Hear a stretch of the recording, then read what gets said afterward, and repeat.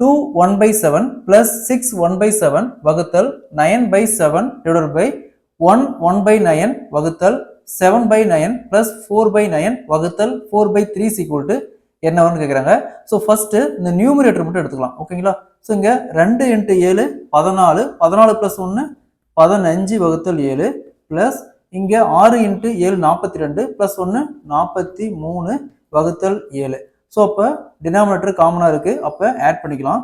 So 15 + 43 58. இங்கே வகுத்தல் இருக்குது, பெருக்கல் போட்டு அப்படியே ரிவேர்ஸில் 9/7 இருக்குது, அப்படியே ரிவேர்ஸில் 7/9 எழுதிக்கலாம். அப்போது இந்த 7க்கு இந்த 7 கேன்சல் ஆயிரும், பேலன்ஸ் 58/9.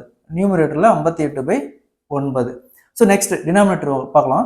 ஸோ நம்ம போர்ட் மாஸ் ரூல் பிரகாரம் ஃபர்ஸ்ட் இந்த ப்ராக்கெட் இருக்கிறது மட்டும் சால்வ் பண்ணலாம். இங்கே 4/9 வகுத்தல் இருக்குது, நம்ம பெருக்கல் போட்டு அப்படியே ரிவேர்ஸ் எழுதணுமா 3/4. ஸோ இந்த 4க்கு அப்படியே 4 கேன்சல் ஆயிரும். நெக்ஸ்ட் இந்த 3க்கு 9 கேன்சல் பண்ணுமா 3 9. இங்கே என்ன இருக்கும் 1/3. முன்னாடி ப்ளஸ்ஸு இங்கே 7/9.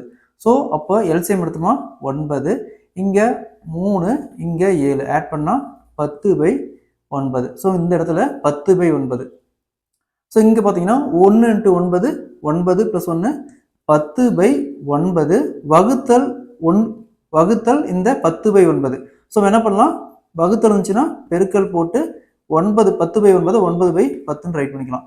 ஸோ அப்படியே இது கேன்சல் ஆயிரும். அப்போது இங்கே என்ன பேலன்ஸ் இருக்கும் 58/9 மட்டும் இருக்கும். So answer will be 58/9.